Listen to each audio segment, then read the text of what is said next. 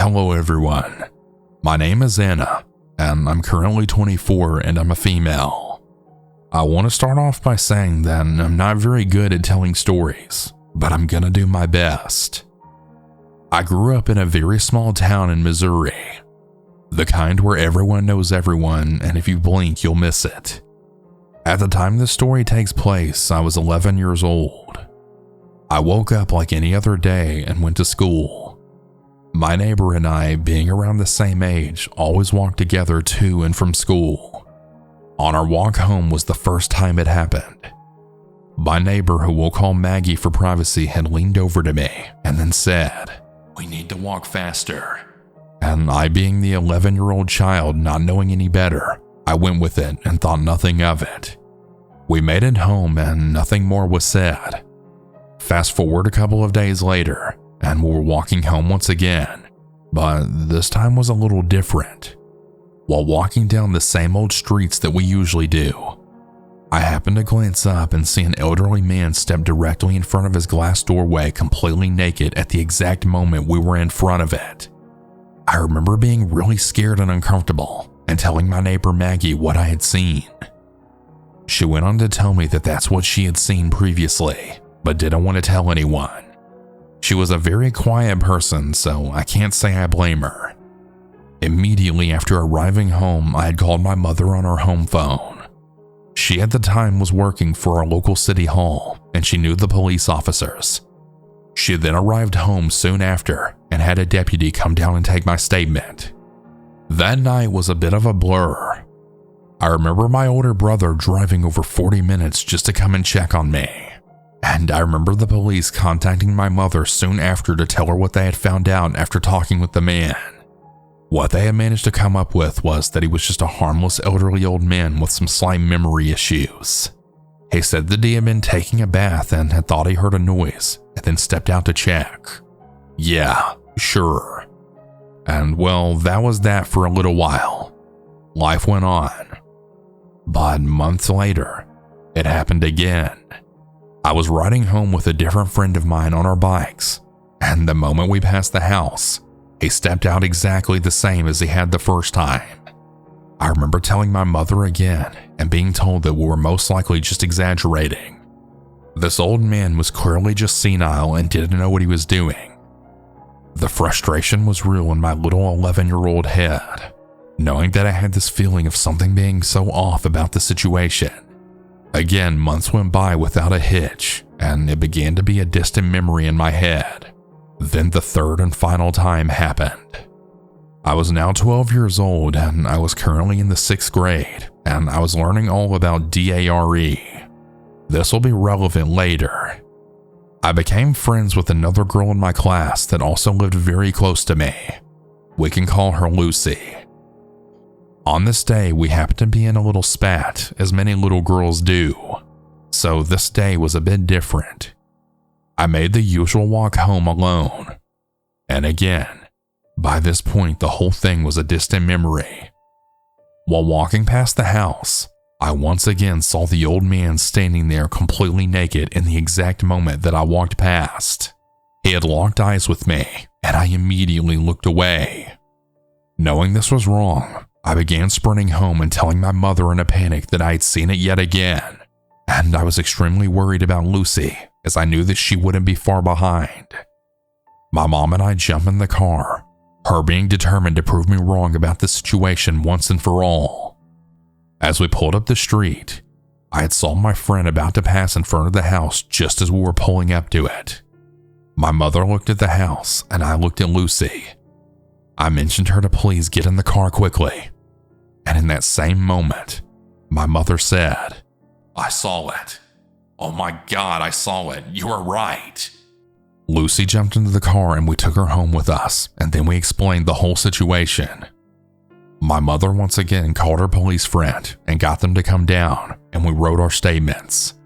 The police did a follow-up at the old man's house, and they found him hiding on his back stairs. Now, this is the part where it all gets a little hazy for me, but I'm gonna do my best to remember.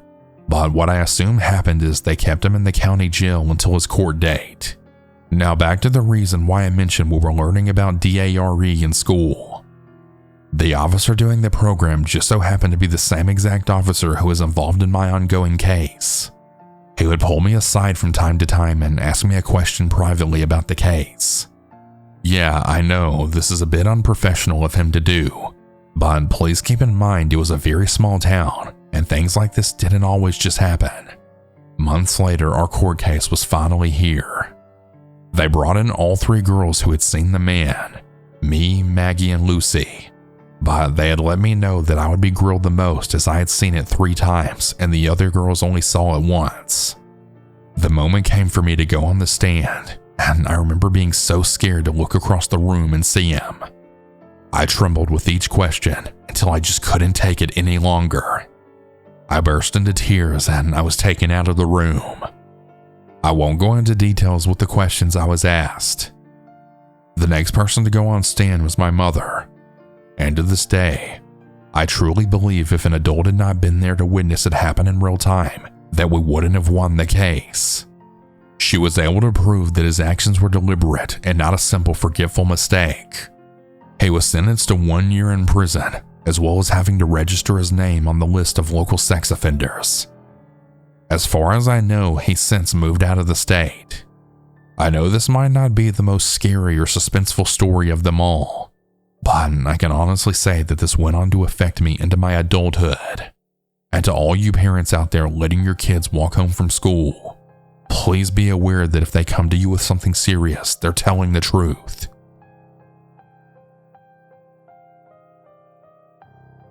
The story takes place when I was 12 years old.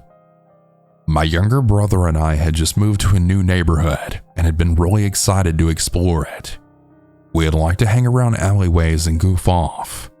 Mainly we would smash electronics or entice people's dogs. You know, dumb stuff like that. One of these days we went into an alleyway that we hadn't been to yet with a friend of ours who was the same age as my brother. It was small, and to the left side didn't have any houses, but we decided to continue onward. At the very end, we found something worthwhile, a busted gate. We peered into the backyard, but there was nothing there. No pool, no furniture, no shed, nothing. It was just grass. We decided to walk in to get a better look, and we noticed that there's a metal gate on the back porch preventing you from reaching the door, and a security camera pointed at it. This creeps us out a little, so we head back to our bikes and book it. A few days later, we were riding through the neighborhood, and we decided to try and find which house had the broken gate. We match it up with a house that is pitch black. The house had stuck out like a sore thumb since all the other houses were white. Of course, my mind went straight to the house from Monster House, and I started to joke around. Our friend notices the pitch black mailbox and says we should open it. So we do. Inside is a small package with mail stuffed into the sides. We noticed a white paper taped to the inside of the mailbox that has a date written in Sharpie. I don't remember the exact date, but I remember it being 1960 or 1980 something. Now, we all had started trying to explain what we think happened, and it mostly blended into some old dude that lived there and died, and that's why no one did anything about the gate. I said that it was probably some kind of meth lab, and that's why they made it seem abandoned, but they thought I was full of crap. It kind of made sense that it was a meth lab, because apparently the house's next door neighbor was a former drug addict. At least according to a kid who lived nearby, apparently his mom knew the guy. About a week later, we decide to see if the back gate is locked. It was simple. Whoever stays the longest got $20. So we ride back there and we park our bikes on the wall next to the gate. We check to make sure that no one's outside, and then we walk up to the gate. We try the handle and the gate swings open. We then look at each other dead in the eyes, then say, "Should we go in?" My brother suggests we look through the window first, so we do, and we can't see anything since no lights are on. Our friend slowly turns the handle as if he's thinking whether it's a good idea or not. I remind him that if he runs back, he won't get paid. Eventually we collect ourselves, and we decide to go in, so we open the door and step inside. We leave the door cracked so we can easily escape, and we start to creep inside, making sure not to make any noise. While we were sneaking around, I then noticed a horrible smell, but I try not to assume where the smell is coming from. We stopped dead in our tracks after we hear a small crack. By now, our eyes have adjusted to the darkness, but I still take out my phone to see where the noise came from. I then shine the flashlight all around the living room, but I don't see anything. Then I look at the ground and I see that we stepped on a glass needle. Along with the needle are several tiny plastic bags. We hear a noise coming from the hallway, so we walk towards the source. We tried all of the doors, but they're locked. One of the rooms in particular had an even stronger rotten smell coming from it. Then we get to the end of the hallway, and the door opens leading into the master bedroom. We step inside, and we notice that the bathroom light is on and the shower's running. Being oblivious to the danger, we decide to search around the room. By the windowsill is a large black case standing against the wall. I open it halfway, and my heart sinks as I then see the barrel of a rifle. I whisper to the others that we need to leave now, and just as I say that, the shower turns off, and we hear the door slide open, and with no regard for noise, we run across the hardwood floor. A man jumps out and then yells, "I'm gonna shoot you!" We then kick the door open and we run to our bikes, but our friend realizes we won't make it far if we try to ride away, so we hop on a dumpster and jump the wall. Immediately after we hit the ground, we hear a gunshot and the man then yells, "I'm gonna call the cops on you damn kids! Stay the fuck out of here!" We have to pray that he doesn't take our bikes because we can't explain the situation to our parents. We wait for a while, and then we jump above the wall to see if our bikes are still there. Sure enough, they are, but the man has dragged a chair outside, and he's sitting with his rifle in his lap. Now we just knew we were screwed, so we wait until it gets dark outside and walk back. We see that our bikes are now gone, but when we look inside the backyard, we notice that our bikes are against the wall. We walk in, and one by one we grab our bikes and then pedal as fast as we can the hell out of there. Fast forward about 2 weeks later, and we find out that the men did end up calling the cops, but when they were talking with them, they noticed the bad smell and they had managed to get a search warrant. So when they broke down the door to the smelly room, they ended up finding a body that was later identified as the previous homeowner. Apparently he had no family and he was an old man, so no one noticed when he died. They determined that he had died from being strangled and that he had apparently been dead for at least 3 months. As for the rifle, it was found to be unregistered, and they took the tiny bags and needles in for testing, where they then found out it was indeed narcotics. After we found out about this, we never went into the alleyways ever again, and we always refused to ride past that house.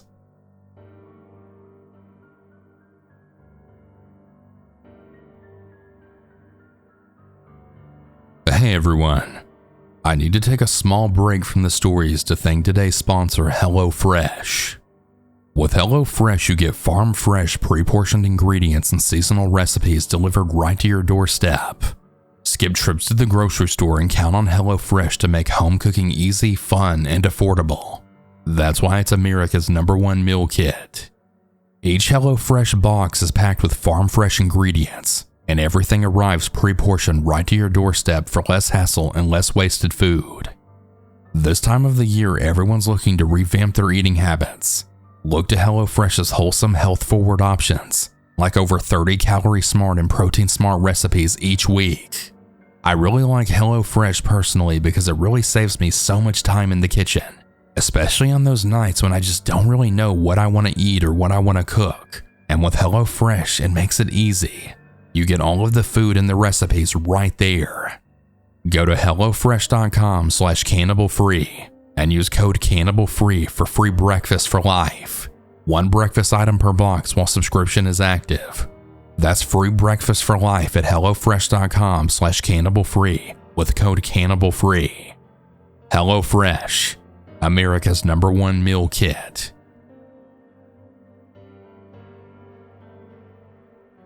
To start off, I'm a 24-year-old male, and I possibly have Asperger's, as I was never officially diagnosed.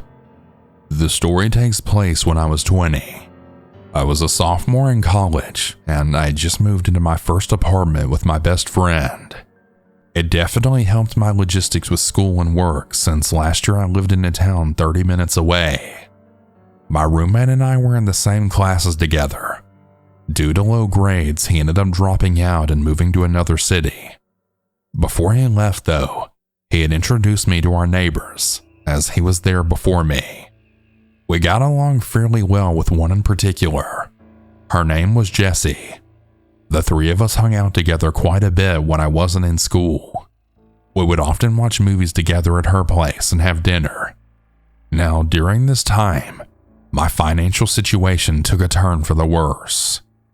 I lost my job at a piano restoration shop due to a fire burning down the shop. Later, I got a job as a dishwasher at a hotel restaurant. I only had the job for a month, since the job didn't fit well with my school schedule. Later on, I ended up doing DoorDash on my bike, which was a gift from Jessie. I did this while occasionally working as a ranch hand for a friend. I was barely scraping by financially, and I lost like 20 pounds that year. I really have no idea how I managed to pass any of my classes. Anyway, Jessie was aware of my situation and would frequently offer me food if I wanted to come to her apartment and hang out with her. Now, she was 15 years older than me, and she told me she had a boyfriend, and she knew that I carried a gun. She said that she was scared of guns, and on top of that, she made sure to tell me that she didn't want her kindness to be seen as anything but kindness. In short, I thought that I, a 20-year-old man, had nothing to worry about, but boy was I wrong. It started out with small things. She liked to play with me physically, by kicking and tickling me. She also asked me one time to come down and apply some pain relief cream to her back, to which I obliged, thinking nothing of it at first. One night while I was laying on her couch, she came and spooned me. She assured me that she didn't mean it sexually, but only that she found it comfortable. I believed her, even though a part of me just knew that something was off. Then one night she had offered me dinner for a movie night with her, as per usual. She also, as before, allowed me to drink alcohol with her when I was in her apartment. There were certain drinks that we both liked that were easy for me to forget were alcoholic, since they were so sweet, such as Bahama Mama or Sex on the Beach. So after she had started the movie, I had started eating and drinking a lot.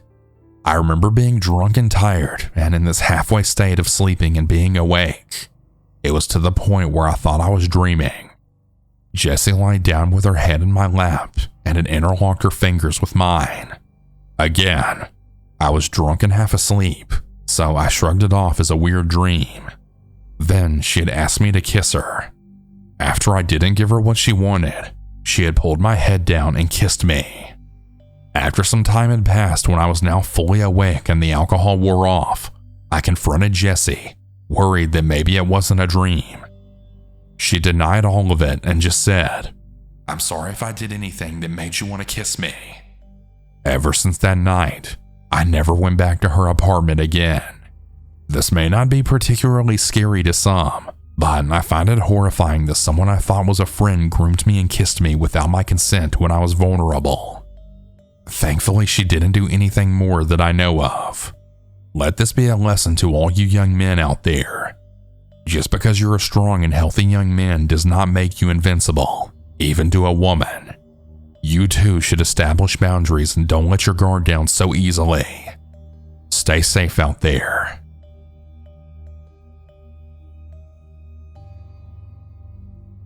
When I was 12, my mom and I moved into an apartment that was really nice. I really enjoyed having a new place to explore, and our neighbors were all chill.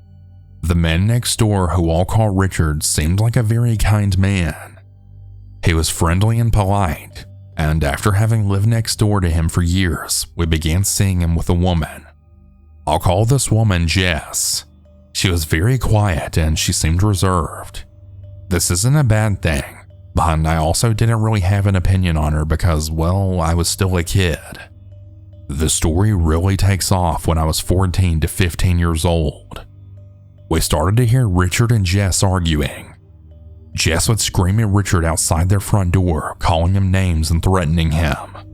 We would see Richard in passing with black eyes and scars on his face. Richard was the type of guy who always wore t-shirts and shorts in all weather. He suddenly began covering himself in thick layers, and he seemed withdrawn. My mom gently asked him if he was okay, but he clammed up, and he would never admit Jess was abusing him. We really thought she was, though. It was obvious. The signs were all there in full view. One evening, my mom and I were home and in the living room having a movie night. We then heard shouts and bangs coming from next door. My mom paused the TV and we listened. It was Richard and Jess, and we both had a really bad feeling. My mom had looked out our peephole at the front door, and we ended up seeing Jess lying on the floor outside in a ball. She was clearly drunk and was wailing. We weren't really sure whether to call the cops. Jess didn't look injured, and Richard had clearly kicked her out. Well, the police ended up showing up 20 minutes later and escorting her out of the building. This became a pattern. Richard and Jess would argue when she was drunk, he'd kick her out, and then the police would escort her out. The police would interview all of us neighbors, and it was the same story every time. One day, Richard had opened up to my mom, and he said that Jess had threw him through a glass table one night. He told her that she would sit on top of him and punch him in the face, as well as scratching and biting all over his body. She was rough and violent with him every time she drank alcohol, yet claimed to be sorry the next day. Richard said that he kept forgiving her because whenever she wasn't drunk, she was apparently perfect.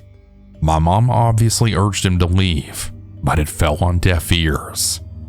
I know leaving abusive relationships are extremely difficult and it takes multiple attempts, so I don't want to come off like I'm judging Richard. Well, one weekend evening, the same scenario played out. Only this time Jess was screaming that Richard was hitting her and was basically yelling as if he was hitting her in real time. Yet when we looked out the peephole, she was lying on the ground with her legs in the air screaming at nothing. It was truly unhinged. Once again, the cops came and she was taken away. The wildest thing that ever happened was this next part. My uncle was visiting from another country and it was Sunday. Well, unfortunately for him, he just so happened to be coming up the stairs when Jess was lying in the stairwell naked from the waist down. Yeah, she had her trousers and underwear at her ankles and was leaning against the wall, legs wide open. He told us that he really saw way more than he bargained for. We don't even know why she was out there because she was silent. She must have come back drunk and was waiting for Richard or something. I don't know. The story ends pretty abruptly because shortly after this, Richard moved out. Apparently, Jess had promised him that she would go to rehab to get help with her drinking, and they were moving to get a fresh start. I still think about Richard sometimes because I really hope he got out of that relationship. I like to think that he saw Jess for what she truly is, but I guess I'll never know what happened after he moved.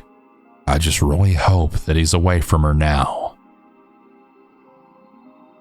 Hey everyone, that's about it for today's stories. If you have your own story that you would like to send, you can send it in at southerncannibal.com, or you can email it at southerncannibalstories@gmail.com. I look forward to telling your story.